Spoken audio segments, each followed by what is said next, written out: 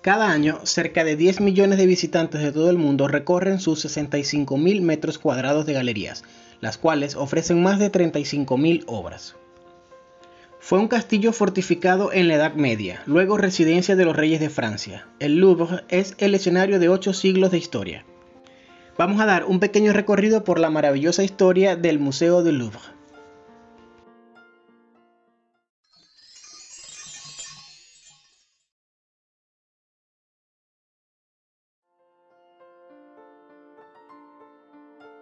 Sus orígenes se remontan al siglo XI, cuando el rey Felipe Augusto decidió proteger París, su nueva capital, dotándola de una fortaleza en el margen derecho del Sena.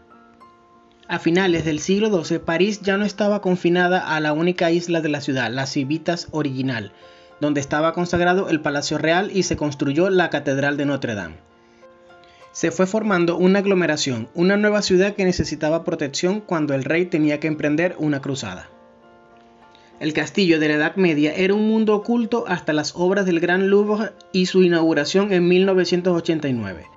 En 1866, bajo Napoleón III, las excavaciones ya habían sacado a la luz la parte superior de la primitiva fortaleza, pero fueron las investigaciones arqueológicas en 1984 y 85 las que permitieron identificar toda la base. A partir de ahora, el círculo de las fosas medievales forma parte de los espacios del museo. Ubicado en un sitio cuya etimología es difícil de explicar, la palabra Louvre probablemente proviene de lupara, que se traduce en perrera destinada a la caza de lobos. Fue erigido entre 1190 y 1202, beneficiándose del progreso en el campo de la arquitectura militar. No obstante, el Louvre de Philippe Auguste se basa en el principio de las fortalezas clásicas. El recinto, ligeramente rectangular, rodeado de zanjas de agua, está flanqueado por una torre en cada esquina y torres gemelas centrales para enmarcar las puertas. En el patio se encuentra una mazmorra llamada Torre Bruta, rodeada por un foso seco.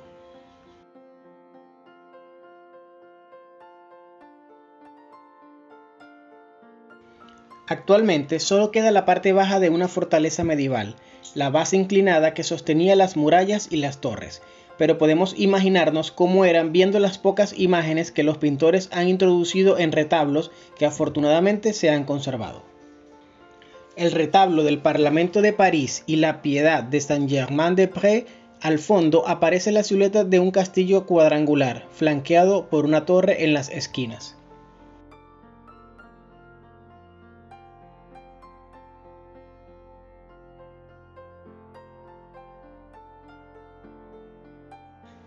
En el centro, la silueta de un alto torreón circular, la gran torre del Louvre, domina el recinto. 30 metros de altura, forma el corazón del sistema. El rey había ordenado a sus ciudadanos construir una muralla para defender la ciudad, mientras París asume su función de capital y el Louvre se convierte en uno de los fuertes símbolos de poder. La fortaleza, utilizada por primera vez como arsenal y luego como prisión, se consideraba suficientemente segura para proteger la Real Hacienda a partir de 1297. Pero poco a poco el castillo del Louvre fue perdiendo su posición clave en la defensa de la ciudad. A sus pies se había desarrollado un barrio. De hecho, durante su construcción ya habían erigido la iglesia de Santo Tomás en el Louvre, luego su filial San Nicolás, un poco al oeste. En el noroeste, San Luis había fundado en 1254 el Hospicio para Ciegos, el Camp-Sévin, un vasto recinto con una capilla y pequeñas casas. Y la alta nobleza había construido unas cuantas mansiones, que eran auténticos castillos de pueblo.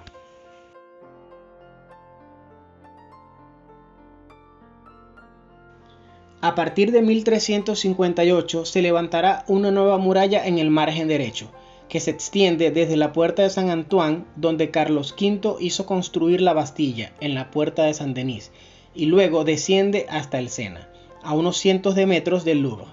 Finalmente bordea el río para llegar a la antigua muralla de Philippe Auguste, ahora ubicada dentro de la ciudad. La fortaleza ya no juega un papel verdaderamente defensivo. Carlos V encomendó a Raymond du Temple en 1360 la tarea de transformar esta fortaleza en una residencia real. Se construyen dos nuevas alas, al norte y al este. Los muros cortina se levantan y se cubren con terrazas. Se construyen varias escaleras de caracol para facilitar el acceso a los pisos superiores. Se levantan torres sobre las torres y las fachadas perforadas con ventanas ajimezadas. Se habilitaron apartamentos y se construyeron edificios principales para albergar al soberano y su corte. La decoración no estaba olvidada: estatuas y relieves en las paredes, veletas y mazorcas doradas en los techos de los pimenteros. Pero la extensión de la obra no superó las bajezas de la guerra, ni la inconstancia de los reyes con respecto a sus casas. Los monarcas preferían los hoteles cercanos, y durante más de un siglo el castillo desierto volvió a convertirse en un arsenal y en una prisión.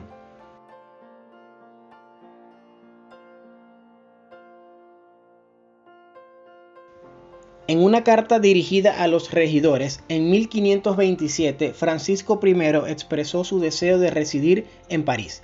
El soberano, que acababa de regresar del cautiverio, quería convertir el antiguo castillo de Carlos V en residencia de los reyes de Francia. La gran torre es demolida. Los apartamentos existentes se redistribuyen, reforman, decoran y se amplían las ventanas. Francisco I decide transformar lo que todavía es una fortaleza medieval en una residencia más adaptada al espíritu de la época.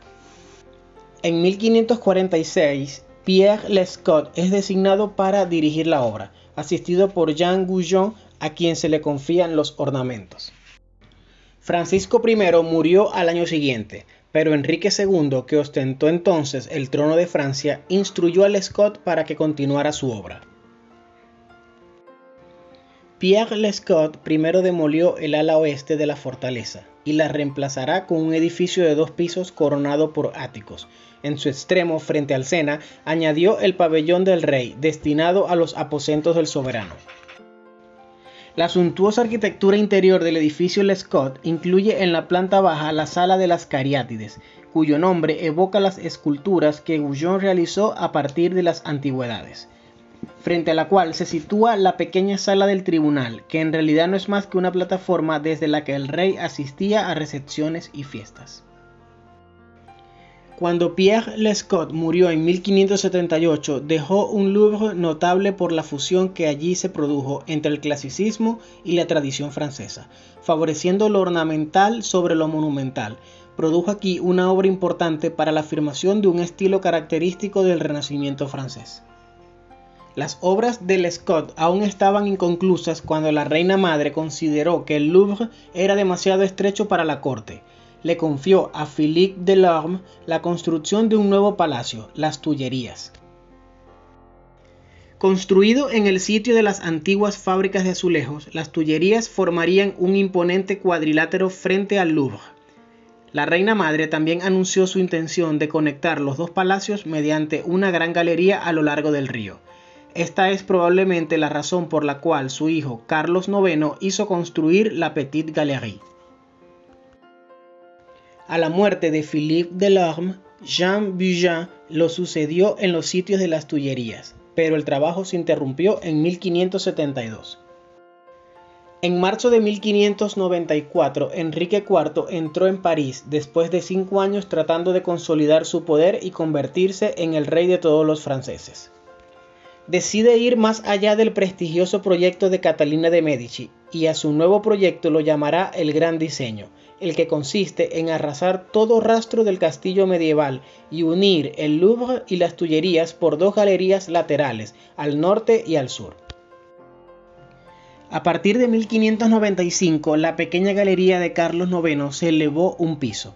El mismo año se inicia la construcción de la Grande Galerie, conocida como Galerie du Bord de l'Eau, de 460 metros de largo, que conectará el Louvre con el pabellón de Flore, al final de las Tullerías. En 1610, con el techado del pabellón de Flore, finalmente se completó la Galerie du Bord de l'Eau, pero el mismo año el rey muere en el Louvre, dejando inacabado su gran designio.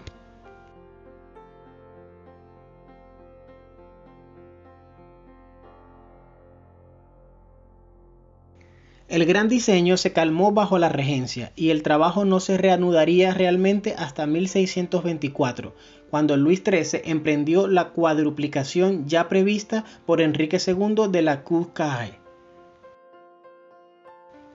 Hacia el oeste, el arquitecto Jacques Lemercier amplía el edificio Lescot con el pabellón de l'Horloge, también conocido como pabellón Sully, y un nuevo edificio principal, completando así el ala Lescot-Lemercier que conocemos hoy.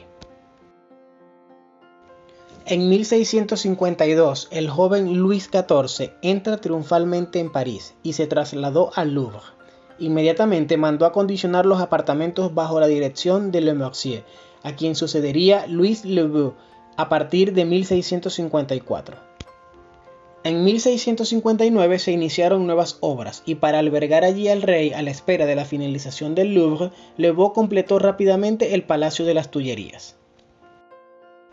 En 1661 se le encomendó la reparación del suelo de la Petite Galerie, destruida por un incendio, y aprovechó la circunstancia para ampliar el edificio.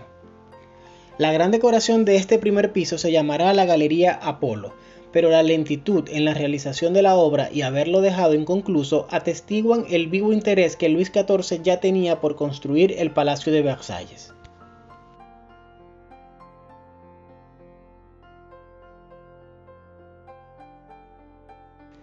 A principios del siglo XVIII, estando la corte en Versalles, en el Louvre se alojan diversas instituciones, como la Academia de Ciencias o la Academia de Pintura y Escultura, organizando allí varios salones.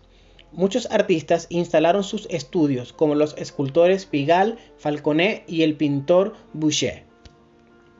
A finales de la década de 1750, se encargó a Soufflot que completara la construcción del ala norte y el lado del patio del ala este.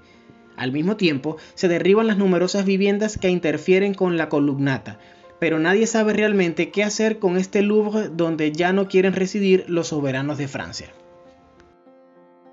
En 1774, la llegada del conde d'Angivilliers al frente de los edificios del rey permitió profundizar en una reflexión y poniendo a disposición del público las mejores pinturas de las colecciones reales.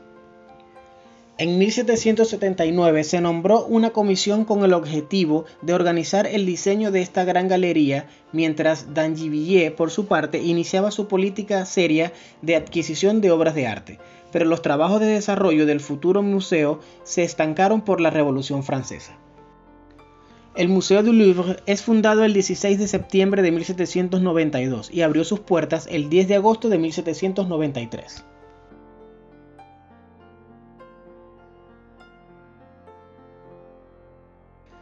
A raíz de la agitación revolucionaria, el gran diseño relacionado con la reunión Louvre-Tullerías volvió a agitar a los gobiernos, empezando por la de Napoleón I, que encargó a los arquitectos Percier y Fontaine un proyecto que se desarrolla en varios frentes.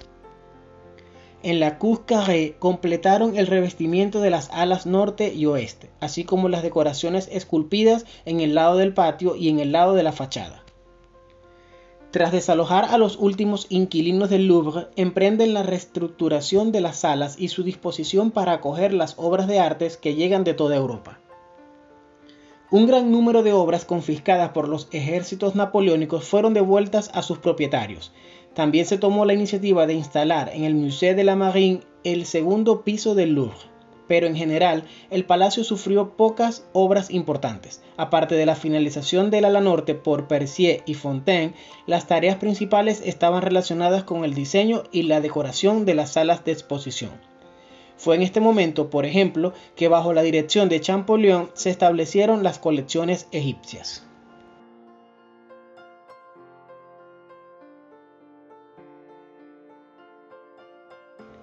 Durante el período comprendido entre la Tercera República y los años 70 del siglo XX, solo se atendió a aspectos de ordenación interna y remodelación de las colecciones.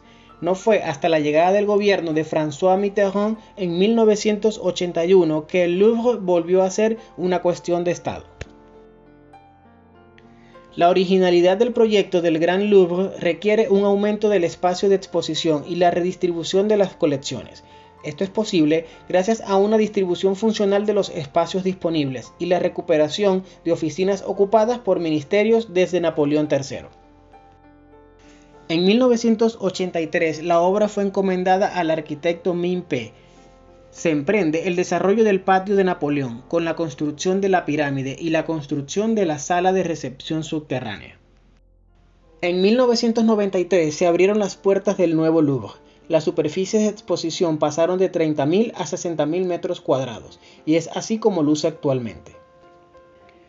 En el siguiente video daremos un paseo por el Louvre para ver su interior y su increíble colección de arte.